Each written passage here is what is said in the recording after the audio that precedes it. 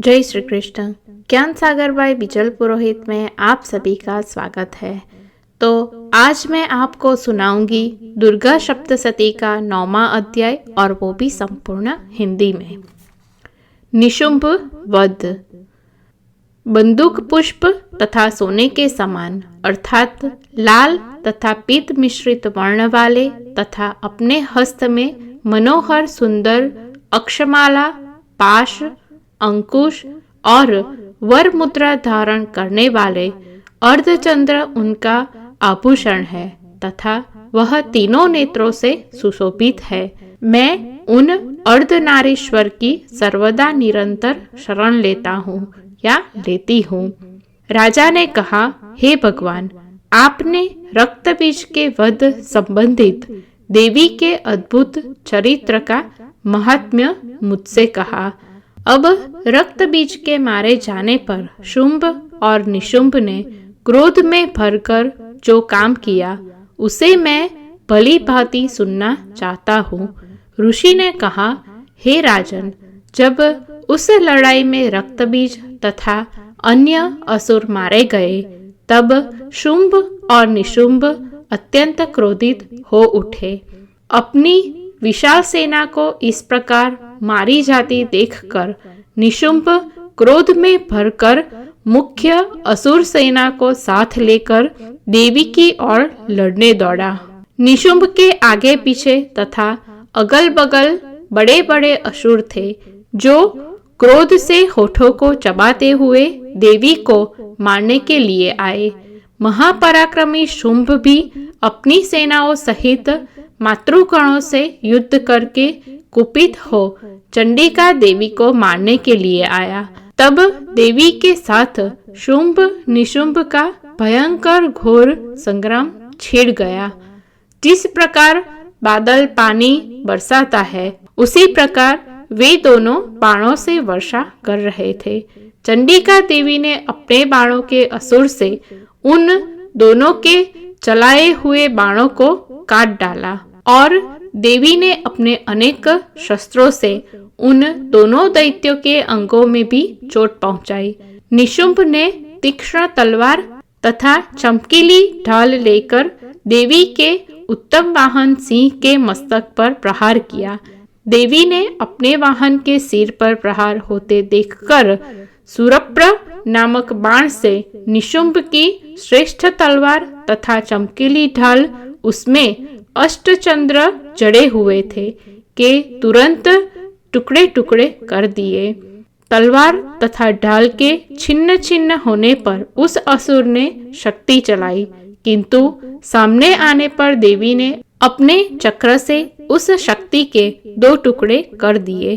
तब निशुंभ क्रोध से जल उठा और उस निशुंभ ने देवी को मारने के लिए शूल उठाया। देवी ने शूल के समीप आने पर अपने मुक्के से उसे चूर्ण चूर्ण कर दिया। तत्पश्चात उसने गदा घुमाकर चंडी देवी के ऊपर चलाई, किंतु देवी ने गदा को भी त्रिशूल से काट कर भस्म कर दिया। दैत्यों में श्रेष्ठ निशुंभ को हाथ में फरसा लेकर आते हुए देवी ने बाण समूहों से घायल कर पृथ्वी पर सुला दिया। उस महापराक्रमी निशुंभ को पृथ्वी पर गिरा हुआ देखकर उसके भाई शुंभ ने बड़ा क्रोध किया और अंबिका को मारने के लिए आगे बढ़ा। वह शुंभ रथ पर बैठा ही बैठा उच्च श्रेणी के अस्त्रों को अपनी बड़ी बड़ी अतुलनीय भुजाओं से संपूर्ण आकाश को व्याप्त कर अद्भुत शोभायुक्त हो गया। उसे आते देख देवी ने शंख बजाया और धनुष की प्रत्यंचा से भीषण दुस्सहनीय टंकार किया। साथ ही संपूर्ण दैत्य सेनाओं का तेज नष्ट करने वाले अपने घंटे के शब्द से संपूर्ण दिशाओं को गुंजा दिया। उसके बाद सिंह ने भी बड़े बड़े हाथियों के मद को चूर करने वाली अपनी दहाड़ से आकाश, पृथ्वी और 10 दिशाओं को भर दिया अर्थात गुंजा दिया। फिर काली ने आकाश में उछलकर अपने दोनों हाथों को पृथ्वी पर पटक दिया, जिससे भयानक शब्द महाध्वनि होने के कारण पहले के सभी शब्द विलीन हो गए। तत्पश्चात शिवदूती ने अमंगलकारक भयानक अट्टहास किया, जिससे सुनते ही सभी असुर थर उठे। परंतु शुंभ ने बड़ा क्रोध किया। तब अंबिका ने ललकार कर शुंभ से कहा, रे दुरात्मन, खड़ा रह। अब आकाश से खड़े हुए देवताओं ने देवी का जय जयकार किया। शुंभ ने वहां आकर ज्वालाओं से युक्त अति भयंकर शक्ति चलाई। तब अग्नि पर्वत जैसे शक्ति को सामने आ रही थी, उसको देवी ने अपनी अंगल ज्वाला से नष्ट कर दिया। हे राजन, उस समय शुंभ सिंह के समान गर्जा। उसकी गर्जना का शब्द तीनों लोकों में फैल गया। उन गर्दन की प्रतिध्वनि का असर वज्रपात सा हुआ, जिसने सभी दैत्यों के भयंकर शब्दों को जीत लिया। शुंभ के चलाए हुए बाणों को देवी ने और देवी के चलाए हुए बाणों को शुंभ ने अपने उग्र बाणों द्वारा एक दूसरे के बाणों के सैकड़ों हजारों टुकड़े कर दिए। तब क्रोधित होकर चंडिका ने अपने शूल से शुंभ को मारा। शूल के आघात से वह मूर्छित हो पृथ्वी पर गिर पड़ा। उसी समय निशुंभ को रोष आया और उसने हाथ में धनुष लेकर बाणों द्वारा देवी काली को तथा सिंह को घायल कर डाला। फिर उस असुरराज निशुंभ ने 10,000 बाहें बनाकर चक्रों के प्रहार से देवी को ढक दिया। तब दुर्गम दुखों तथा पीड़ा का नाश करने वाली भगवती दुर्गा ने क्रोधित होकर अपने बाणों से उसके चक्रों तथा बाणों को काट गिराया। तब निशुंभ हाथ में गदा ले दैत्य सेना के साथ चंडिका देवी को बड़े वेग से मारने के लिए दौड़ा।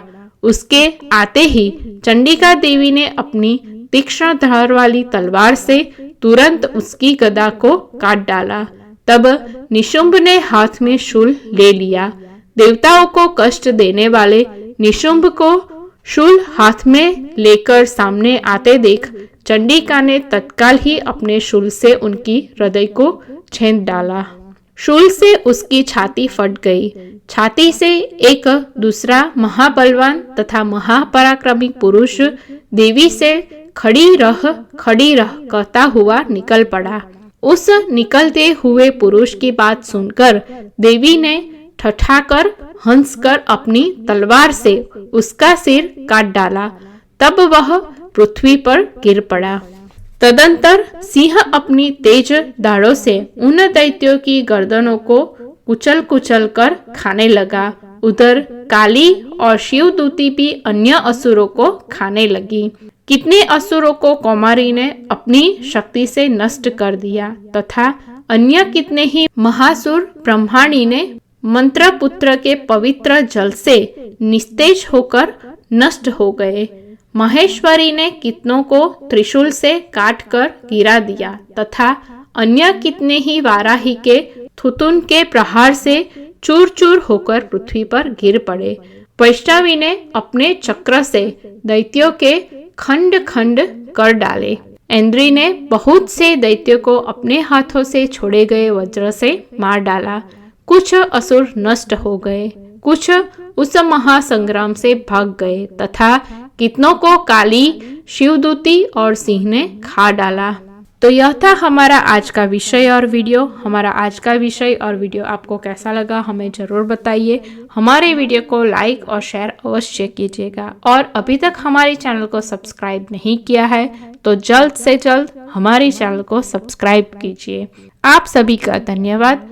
जय श्री कृष्ण, जय माता दी।